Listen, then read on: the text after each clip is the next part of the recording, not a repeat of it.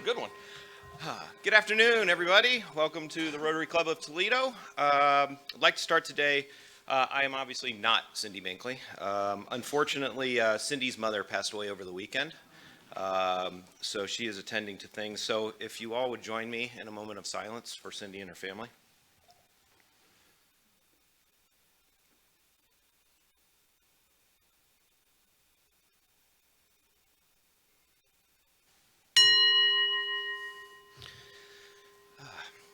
So, I'm a little heavy-handed, sorry about that. Hey, we'll get used to this, all right? Hey, if you would, now would be a great time to check in on social media, and after you do that and letting everybody know where you are, go ahead and silence your ringers and enjoy your time. To get going today, I'd like to invite Tracy Tangeman, otherwise known as the Better Half, as well as Bob Amthor up for our reflection and the Pledge of Allegiance.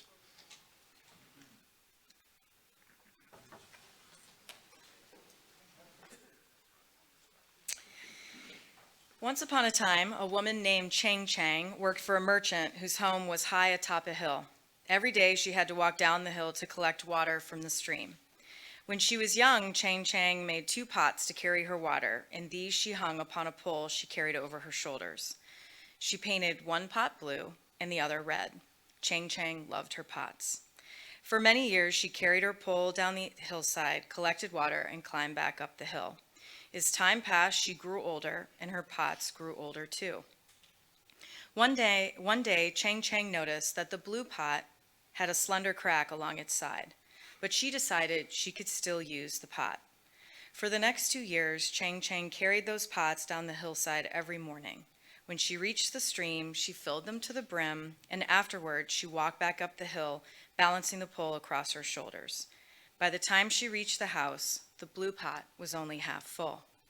Each day, Chang Chang examined the crack, and though it was growing longer, she decided all was well. What she didn't notice was that the poor blue pot was miserable. Each time it drank from the stream, it secretly hoped that this day all the water would stay inside its belly. But each day, when they reached the top of the hill, the pot knew it had failed.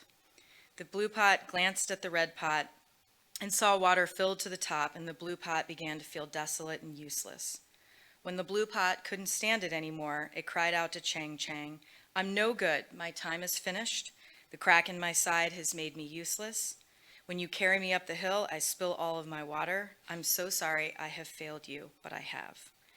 Chang Chang was overjoyed to know her pots were as full of life as she had always imagined, but she was sad to hear such sorrowful words. "But pot, you don't understand," she said. "You haven't been paying attention. Look around." Chang Chang pointed to the path beside them, the path up the hill, and for the first time the pot stopped looking inward and instead looked out. On the right side of the hill, the pot noticed beautiful flowers growing in abundance. Poppies and peonies and chrysanthemums and daffodils. A ribbon of color edged the path. "And look at the other side of the hill," Chang Chang said. The pot glanced to the other side and saw it was bare. "I've always known about your flaw," Chang Chang said, "and so I planted seeds on your side of the path, and every day you water them and add more beauty to the world." The blue pot was overjoyed. All its sadness was gone. It understood, just as Chang Chang always said, that every being has its unique imperfections, and it is our imperfections that make us and the world so interesting. With your hand over your heart and facing our flag, let us say the Pledge of Allegiance. I pledge allegiance to the flag of the United States of America and to the republic for which it stands, one nation, under God, indivisible, with liberty and justice for all. Thank you, Tracy and Bob. I'd like to invite past President George Eistetter to the microphone to lead us in the 4-way test. Okay, here we go. First, is it the truth? Is it the truth? Is it fair to all concerned? Is it fair to all concerned? Will it build goodwill and better friendships? Will build goodwill and better friendships. And will it be beneficial to all concerned? Will it be beneficial to all concerned? Thank you. I only ask that as you go about your life this week, you keep those in mind. Thank you. Bye. Thanks, George.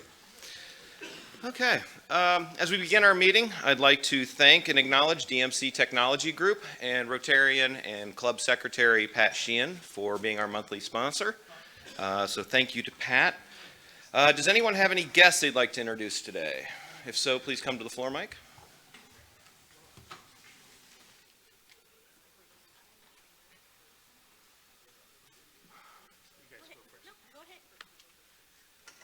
Hey, Travis. Hey. Today I've got Brad Menard with Junk Kings of Toledo. Excellent. Welcome. Thank you. Hey Travis, Nina Quadawi, Women of Toledo. If it's okay for Rotarian, I'm going to just have my guests introduce themselves. I have two guests today with me. Hello, I'm Jennifer Bach. I'm a photographer with J-Box Studios, and I am also a belly dancer and fire eater with the Aguila Centers for Middle Eastern Dance. Well, that's fun. Well, welcome.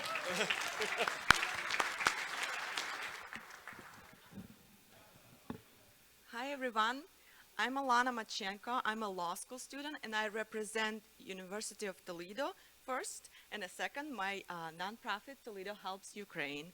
We are providing advocating opportunity for those who are victims of the war. Thank you. Thank you for being here.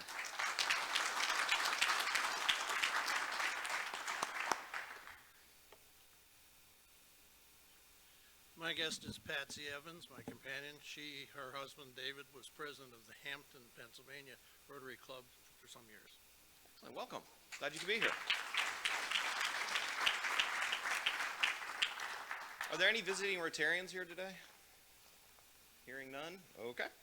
Next. Mike Noble. Come on up to the floor, Mike. Actually, come on up here and talk about Operation Pollination, which sounds like a dating site. Thank you, Travis. All right, so my name is Mike Noble. I'm serving as the environmental chair for the district this year. Here to give an announcement on Operation Pollination. So Operation Pollination is something I discovered through my friends with SRAG, which is really a group of Rotarians that come together from all over the world to discuss different environmental initiatives. And Operation Pollination, I'm really looking at as it's really meant for Rotary in that it's a global initiative that's locally led. So it feeds right into international services in that it's all about building relationships with clubs, building a network of experts in order to solve a problem. And then of course it feeds right into environmental sustainability. So what is it? It's not one specific project, but rather it's an environmental framework for districts and clubs to engage in pollinator education, so the importance of pollinators, and also looking at the persistent decline of pollinators that we're currently having, and then also in facilitating habitat restoration. So why is it important? Pollinators, so I think butterflies, bees, butterflies, other insects, they play a crucial role in flowering plants. So up to 75% of flowering plants in the world are facilitated by pollinators, and 1 in every 3 bites of food that we eat are supported by pollinators. So really protecting the pollinators leads to food security, which really leads to national security. So the goal is to increase habitat throughout the world. Recently, monarch butterflies have been red listed.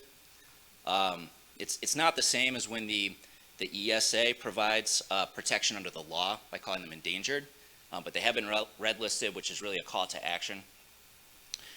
Here in Toledo, we're sitting right along the migratory path for pollinators, including the monarch butterfly. So Rotary districts and clubs along this route are banding together to bolster a vertical pollinator garden from Ontario to Mexico, which is pretty powerful. Diana Savage, our district governor, she's signing a district level resolution to protect pollinators. So far there's been over a dozen other districts along that migratory route that have signed on to the resolution, which is really, the resolution is just acknowledging that we have a problem with pollinator decline, and advocating to help support the habitat. Here in Toledo, I'm advocating that we get creative on supporting strategic partners like the Toledo Zoo with their Wild Toledo project, the Metro Parks and Black Swamp, in finding ways that we can help support them in increasing pollinators, as well as finding ways that we can get Rotarians to just go in their backyard and plant pollinator gardens.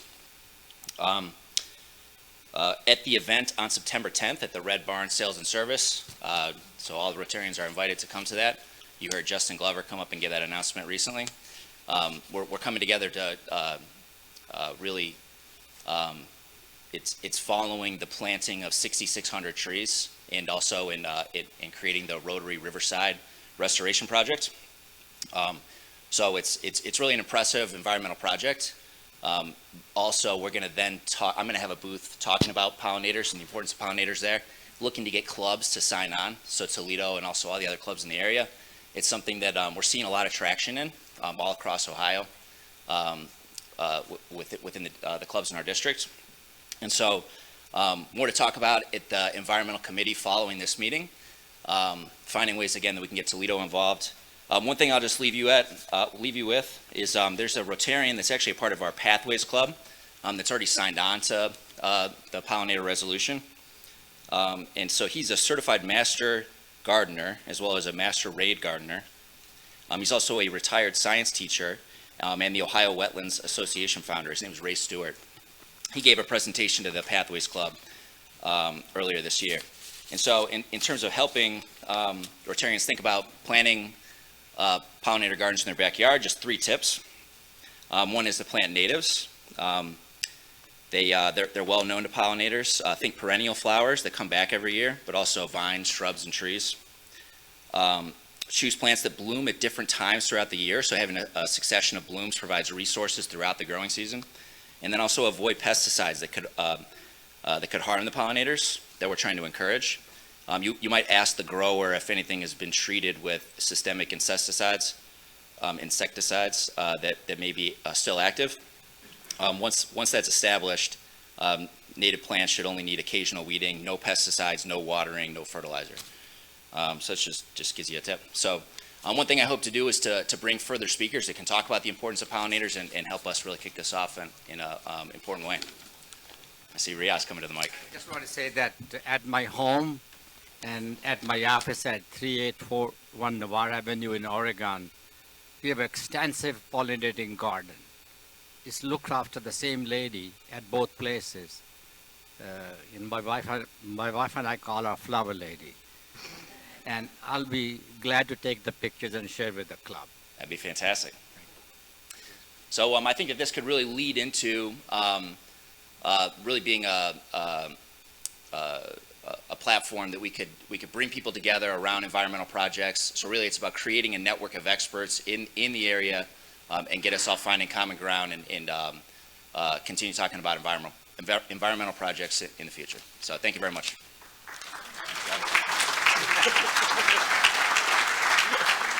Thanks, Mike. And if everybody can make it to that September 10th event, that would be fantastic. Past President Tom Backoff, could you please come to the podium? Thank you, Travis. Here this afternoon, you might recall a couple of months ago, I made an announcement about the documentary, The Erie Situation, that the Toledo Rotary Club Foundation helped to fund and create. We gave $5,000 to begin the creation of this documentary to tell the story about what's going on in Lake Erie based on what we learned through our water conferences and our research through the Water Committee.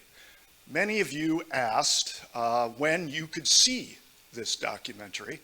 It was shown here at the Maumee Indoor Theater in June, and so you'll have an opportunity to see it from the comfort of your living room in a couple of weeks. On September 12th, Monday night the 12th at 9 o'clock, WGTE, along with stations in Detroit, Erie, Pennsylvania, Cleveland, Marquette, Michigan, will be airing an edited version of The Erie Situation. So I would encourage you to set your DVR or get in front of your TV. The Monday night football game that night is Denver-Seattle. Worst game of the season. So you will be much better entertained watching WGTE 2 weeks from tonight, 9 o'clock, the Erie situation. It's a terrific documentary, won several awards across the country, as David Ruck, our producer, has taken it really around the nation and into Canada in a couple events. So hopefully you can tune in on September 12th, 9 o'clock. Thanks, Travis. Thanks, Tom.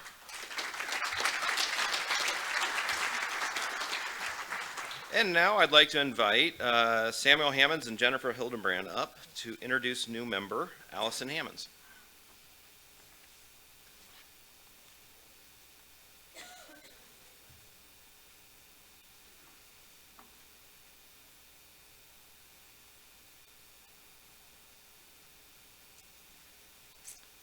Thanks, President-elect Travis. It is my pleasure today to introduce my good friend Allison Hammonds to the Rotary Club of Toledo as our newest member. I have known Allison for several years and have seen her love for service to the community and definitely service above self through many different organizations. Professionally, Allison is in the insurance business with her dad, Sam, at the Knight Insurance Group. Allison graduated from Muskingum University with a bachelor's degree in business. Personally, Allison is born and raised in Toledo, Ohio. She and her wife, Sherry, have two beautiful young girls, I think under the age of 3, yes. Beckett and Bailey. They currently reside in Perrysburg with their family and dog Benson. In her very limited free time with 2 young kids and a full-time career, Allison does enjoy shopping, craft beer and wine tastings, golf, and being outside in the sun.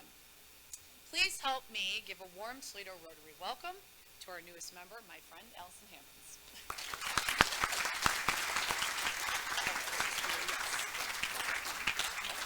Glad to have you. Welcome, Allison. Glad to have you. Next up, I'd like to have Brian Kennedy come to the podium.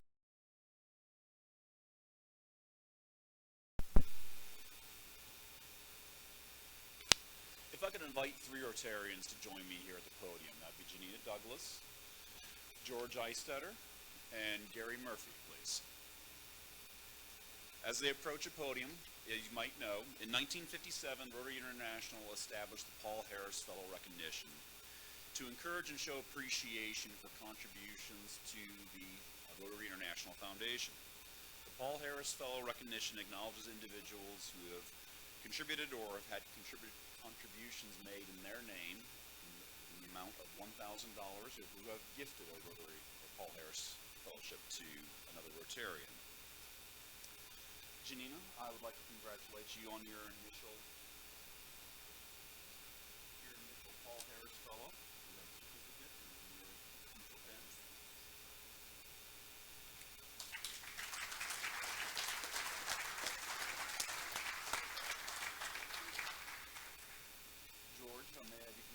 So George has not only had his initial Paul Harris, he is now on his +6 or +7. So he's actually receiving 2 additional pins today. What am I going to do with all these?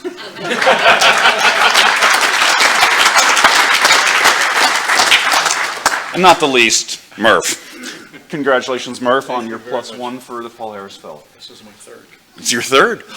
They gave me the wrong data, my apologies. Thank you, Murph.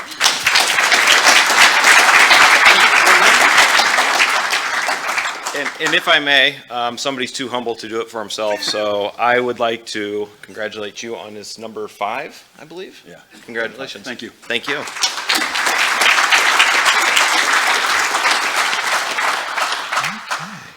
All right, quick show of hands. We're going to get this thing moving. Who here likes college football?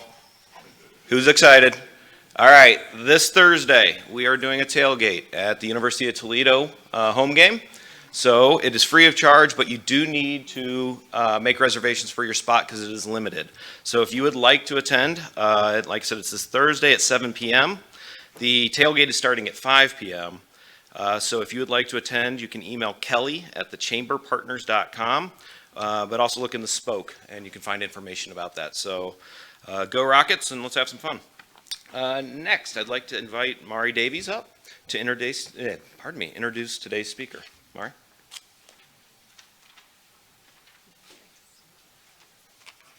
In spite of the incredible traffic out of Monroe on 75.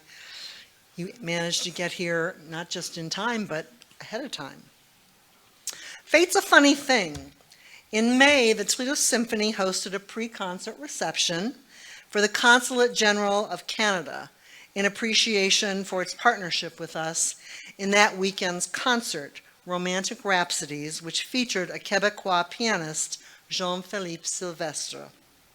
An evening of delightful conversation preceded the concert, including a conversation I enjoyed with today's speaker.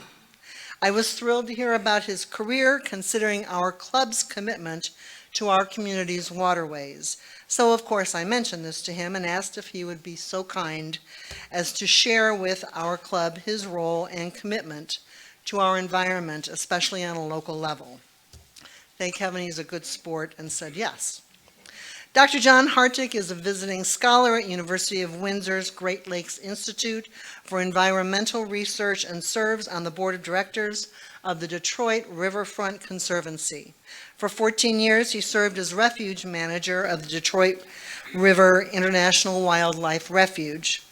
John has received numerous awards for his work, including being recognized as a 2022 Crain's Detroit Business Notable Leader in Sustainability, a 2018 Honor Award for Meritorious Service from the U.S. Department of the Interior, the 2017 Community Peacemaker Award from Wayne State University's Center for Peace and Conflict Studies, the 2016 Edward G. Voss Conservation Science Award from Michigan Nature Association, and the 2015 Conservationist of the Year Award from the John Muir Association. He has authored or co-authored over 130 publications on the environment, including 6 books. John's recent book, entitled Waterfront Porch, won a 2020 Next Generation Indie Book Award in the Nature Environment category. Please help me welcome Dr. John Hartig.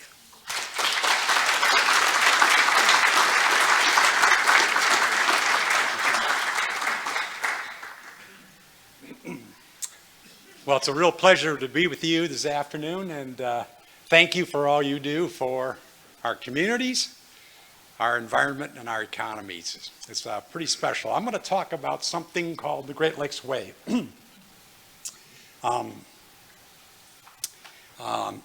Title of this talk is Discovering Our Wild Side Through the Great Lakes Way. Next slide, please. We're sort of in the heart of the Great Lakes, right? We're, thank you so much. Toledo and Detroit are in the center of it. 1/5 the standing fresh water on the Earth's surface. That's amazing. It'll become more valuable with time, and we need to become better stewards of it, right? And so, but one of the things, these big urban areas, we have lots of people, but we could do a lot more to inspire a conservation ethic in them. So the Community Foundation for Southeast Michigan has been around a long time. And for over 20 years, they've had a Greenways initiative. And Greenways is both, think of it as a trail, a multi-use trail, but it's also a green way of living. About 21 years ago now, they did a study of all the communities in metropolitan Detroit. And they asked them, what is an obstacle to you creating more greenways, trails that will connect people with nature, that will promote health and be these amazing resources for communities? And the vast majority of all the communities said, we can't make match on federal and state grants. They said, Parks and Recreation is sort of low on the totem pole. Whenever there's an austerity budget, the first thing that gets cut is Parks and Recreation. So we can't make the match on those grants. Hence, we can't do these amazing greenways. So they went away and through their board of directors, raised initially in 1 year $20 million to help make match on greenways grants. So all these communities, like Detroit, like River Rouge, like these ones in metropolitan Detroit, were able to do that. And that then grew to $35 million over the next 20 years. And it leveraged $150 million. So think of this 35 million making match on greenways grants. So that leveraged $150 million to build 100 miles of greenway trails. Pretty amazing. So their board of directors said, what's next? What are we going to do? And one of the ideas was to have this amazing interconnected set of greenways, trails, and blueways, which are water trails, from southern Lake Huron, essentially Port Huron, Michigan, down to Toledo, Ohio. What would happen if we could do that? We could have a vision and put it in the hearts of minds and people and help raise money to make that a reality. So they put together all the greenways organizations of Southeast Michigan and metropolitan Detroit and said, you know, come up with a vision and give us some advice for moving forward. It's not important who's on the list. You just need to know that they were all the right players. And so the vision is all residents and visitors of Southeast Michigan are connected to and benefit from world-class fresh water, wildlife and recreation and heritage right in our backyard. So it is amazing. These continentally significant natural resources are right in the backyard, yet most people are still disconnected from them. So the goal is to build 156 miles of blueways, or at least provide the kayak launches and landings for that, and then 160 miles of greenways.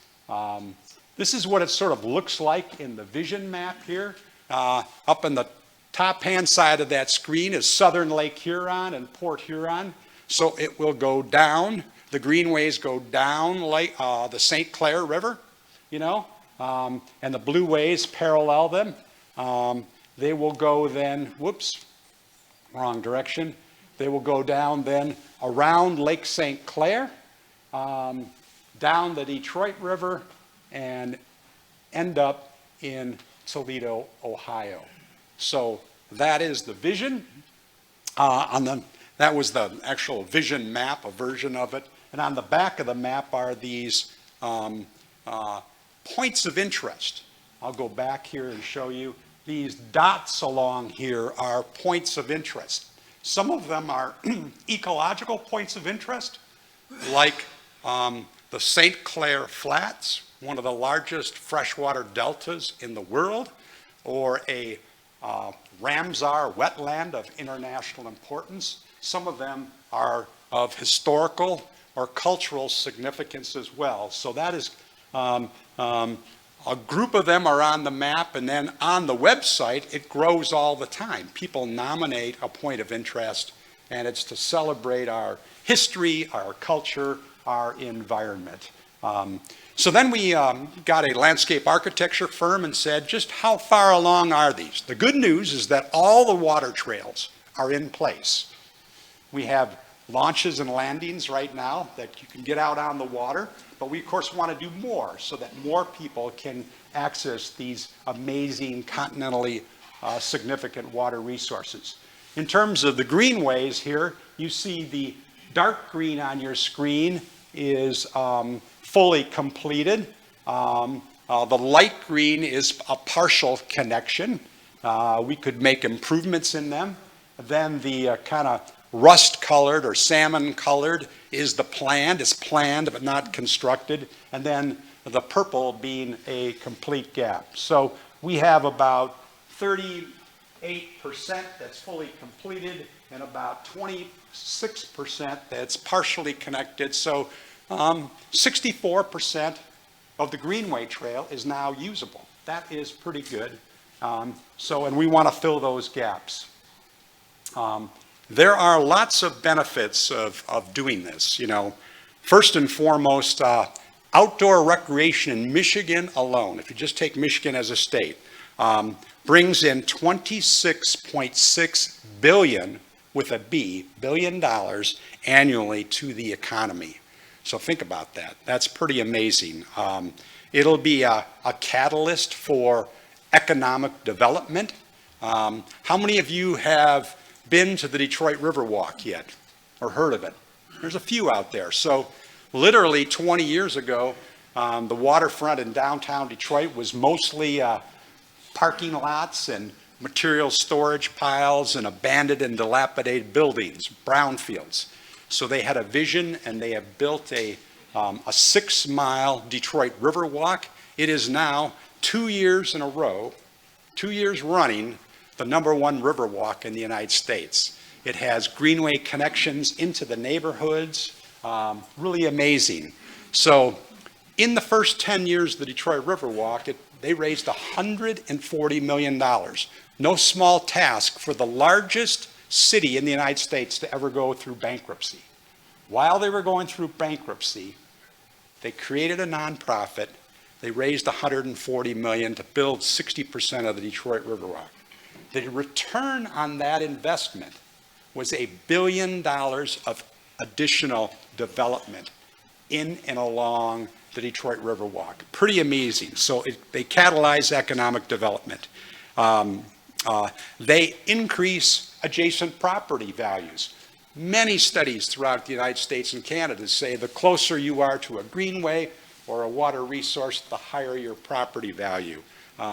One well-cited study in Austin, Texas shows the mean sales price of a house is 20% higher if you are on or near a greenway. So the next one is to connect people with nature. Right now, 80% of all the people in the United States and Canada live in urban areas. Yet most of them are still disconnected from nature. And so this is going to help us reconnect people with nature and then inspire a conservation ethic as well. We want to celebrate these amazing historical and cultural assets. Again, promote conservation and promote conservation and environmental education, all to help develop this stewardship ethic. And then, of course, greenways, blueways promote healthful living, and they obviously improve quality of life as well. So if you start up at Port Huron, Michigan, and end up in Toledo, in between those 2 points are 100 parks, 9 state game areas or state wildlife areas, 1 national park, and 1 wildlife refuge. Again, there's 156 miles of water trails and 160 miles of greenway trails. There's 1 wetland of international importance called Humbug Marsh down on the lower end of the Detroit River. There's the St. Clair Flats, one of the largest freshwater deltas in the world. There's 4 important bird areas designated by National Audubon Society. Again, this corridor is the intersection of the Atlantic and Mississippi flyways. And so birds come through on their migration, and they stop over and they nest and they feed. And this is a really key flyway. So Detroit River is the first river system in North America to both have a Canadian and an American Heritage River designation. And of course, we have the Detroit River International Wildlife Refuge, which goes from Detroit to the Michigan-Ohio border. But we also have these amazing historical and cultural assets. You know, think about Detroit and the Underground Railroad, where 40,000 freedom seekers gained their freedom. We have Native American history and cultural sites. We have in Monroe, which I just drove through, River Raisin National Battlefield Park and the site of the Battle of Frenchtown. We have the Henry Ford, which is America's greatest history attraction in their marketing, historic Fort Wayne, and Mexican Town as well.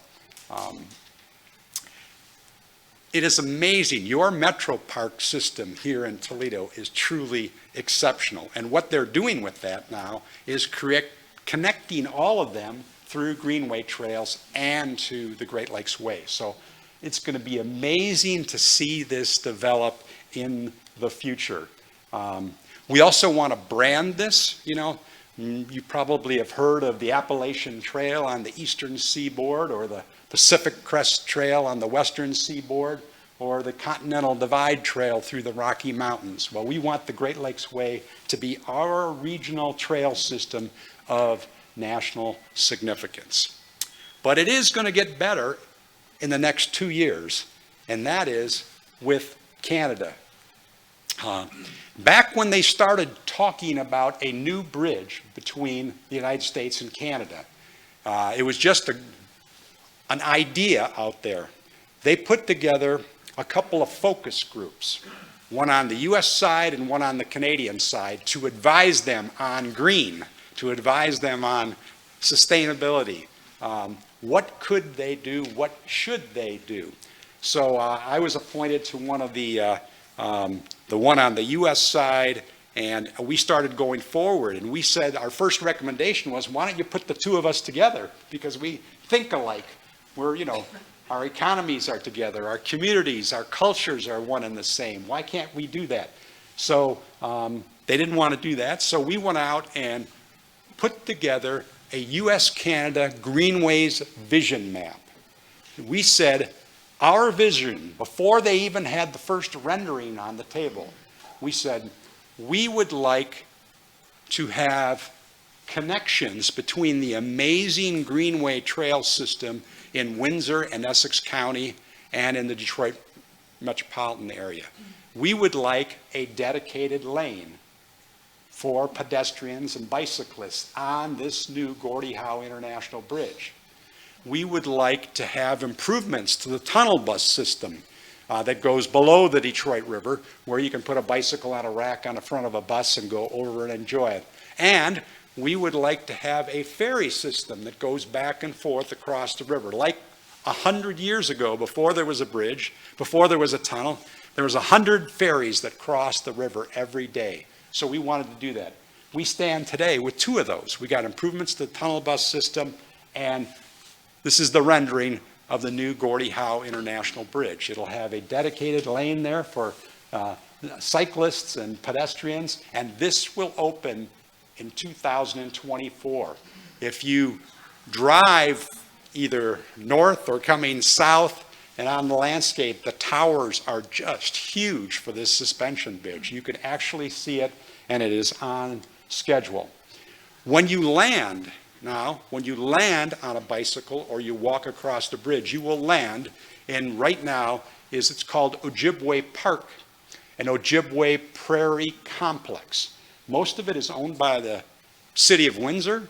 Some of it is owned by Essex Region Conservation Authority. Some is owned by the province, and some is in private hands. They're going to put all of that land together to become the second national urban park in Canada, called Ojibwe National Urban Park.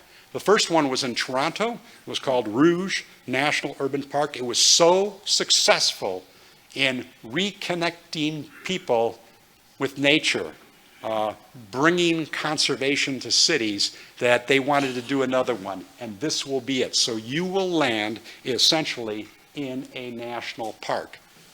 But we're not done yet with it. So there is an organization called the Waterfront Regeneration Trust in Toronto, and they manage the Great Lakes Waterfront Trail that essentially goes from Montreal up the St. Lawrence River, along the north shore of Lake Ontario and Lake Erie,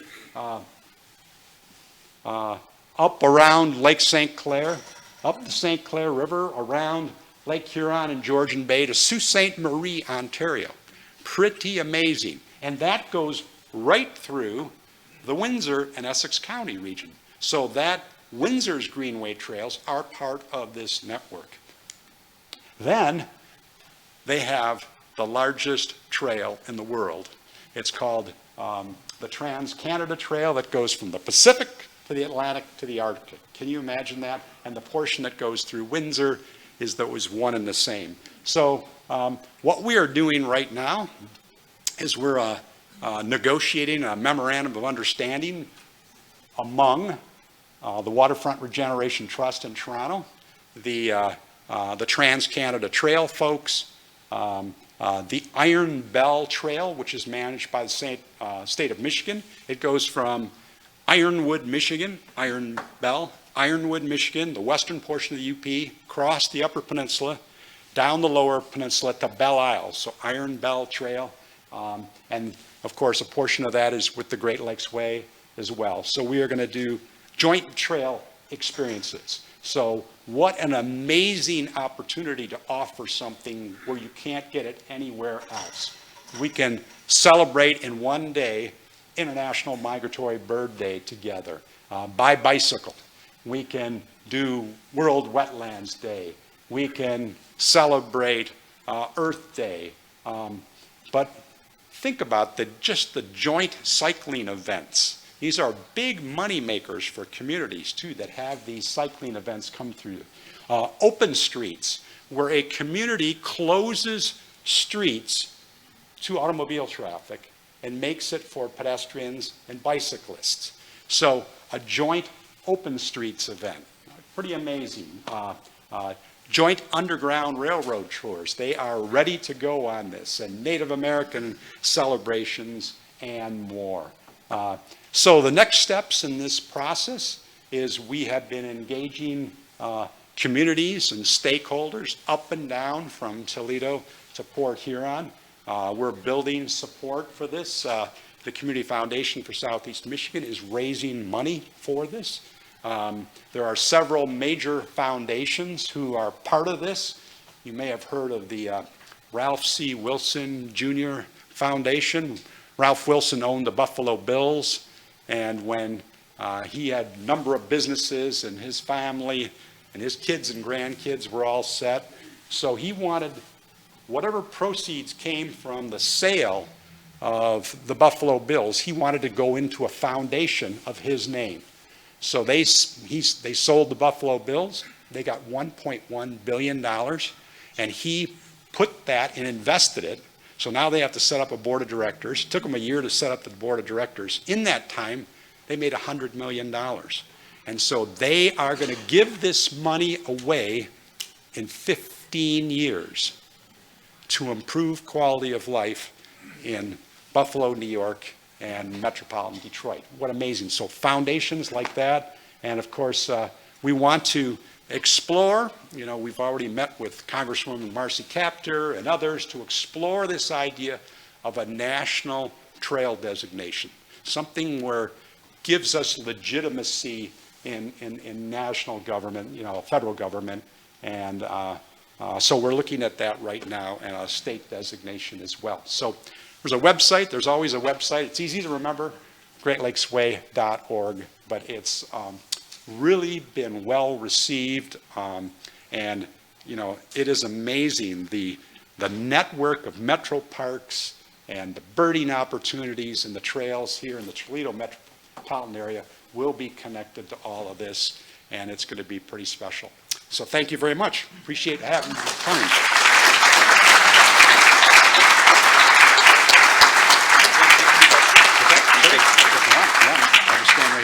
Thank you, John. If you've got a little bit of time here, so if anyone has questions.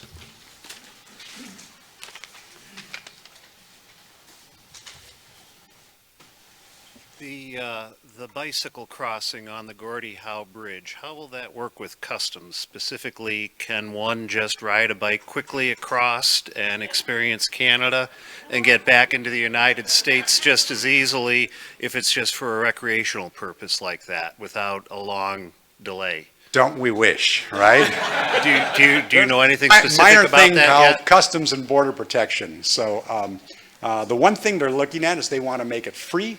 So there would be like a car or a truck, you have to pay a fee to cross, but a bicycle you don't. You still have to go through Customs and Border Protection, but you could get a fast pass and make it a little bit easier, So yeah, same thing, like ever since 9/11, our world changed, right? And nothing is easy anymore, but we would like to eventually be cleared in advance for people who are not a risk, and that they could cross much more easily. But for now, you'll have to go through Customs Border Protection like everyone else. Yes, sir. Hey, first of all, I have a disclosure, I'm a physician, okay? And my question to you is that how often do you go on these trails? Because you look pretty lean and fit. And we want to learn from you. Okay.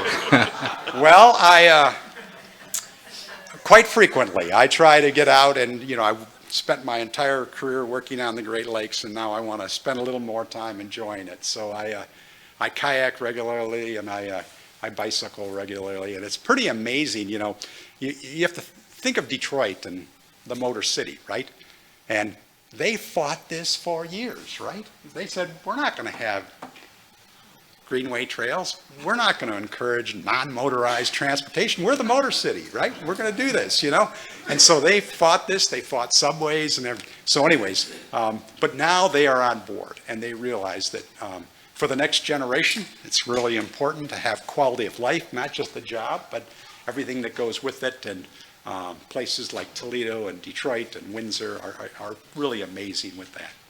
So thank you. Yes, good. Next, and then you.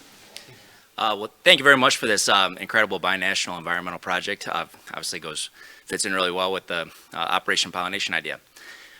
So I saw a lot of great partners that you're working with. I saw National Park Service. I'm working with Chris Stein with National Park Services, who's helping roll out Operation Pollination.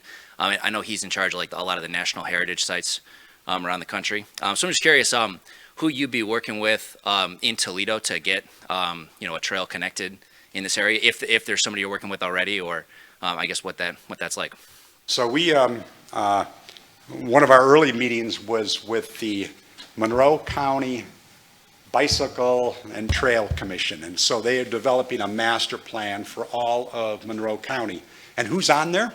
But Toledo Metro Parks. So we are they were ecstatic with what we are doing. They couldn't be more supportive, And then your Operation Pollination, I just want to throw an idea on the table. We've worked with U.S. Fish and Wildlife Service, and they are like National Park Service. They will come into a school or a church and help build a pollinator garden, for you on a small scale, and they will provide some of the financial resources to do that. That would be a great partnership for your Rotary. And then the last one would be, we are thinking about now in Detroit having a pollinator trail. So this would be all voluntary, right? So a school does it, a church does it, a business does it, and then they would be all linked, and then you could have GPS and a QR code and learn and have a lot of fun, but it would be a kind of to celebrate pollinators and all the benefits from pollinators as well. Very good. Thank you very much. Yeah, thank you. Yes, sir. Is there a way of traveling the whole length of the trail, or you need to take the car, come and do piece by piece? Right now, you cannot do it all the lakes, but it's pretty amazing that the Great Lakes Waterfront Trail, which is in Canada, that goes from Montreal to Sault Ste. Marie, Ontario, up on Lake Superior, that is mostly done. You can go it. You're not going to always go on the lakes, but you're going to go through some amazing areas. So, but you have to start with a vision, right? And so our vision is to connect Toledo with Port Huron and celebrate these and then fill in the gaps. So I think, with some of the infrastructure funds that are coming down, non-motorized transportation is a priority. So we have a window of opportunity here to really make an impact on building these trails. So you can't do it right now, but that's the long-term vision. Thank you. Yes, sir. John, congratulations on what you've done and helped, and what's being done in Southeast Michigan is fantastic. I heard a rumor a number of years ago, though it's from somebody who might know, that there was work being done on a bike trail, and the Toledo Metro Parks is part of that. That would start, I think it was Lake Itasca in Minnesota, where the Mississippi River starts, I believe, and down through the Twin Cities, and it would come through Chicago and then Toledo, and I believe would connect different pathways all the way to Washington, D.C. Is that getting action? And there's a little bit of overlap with what you're talking about here, especially on the There's south side been of lots Lake of discussion for these, like, Minnesota is part of the Great Lakes Basin, so there's a Great Lakes waterfront trail comparable to Canada, but right now, we have strong support. Marcy Capter's a big supporter of this, Congressman in Buffalo, we've got Milwaukee. There's a lot of places that really support. So the thinking right now is to start with like Toledo to Port Huron, and do it and see what are the benefits. I mean, the key to this is to measure the benefits, come back and communicate that, and then hopefully it'll continue. So then we will expand that as we go. We have a great network of communities and stakeholders and elected officials who want to see this happen as well. So we've been kind of pushing, let's get this off the ground, make it good, and then extend it, And you can see from Toledo to Cleveland, right? That would be, and then Cleveland to Buffalo, and you could see how this could go fairly easily. Good, thank you. Thank you very much.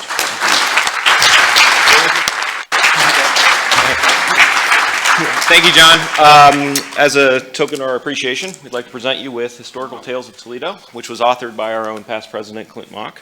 Thank you so we will much. also be making a donation in your name to the Polio Plus campaign. So thank you for being here. Appreciate it. Thank you. Okay. As a reminder, there will be no meeting next week due to Labor Day, so we will see you all here on September 12th when we are back. We will be having Speaker Marilyn Wood, who will be speaking on the impact on individuals with elevated lead levels. So this should be a good speak. There are two committee meetings today. The Environmental Committee will be meeting in the room on the lower level, and the Community Services Committee will be meeting here in the large glass room, so stick around if you're on those. Other than that, we are adjourned. Thanks, everybody.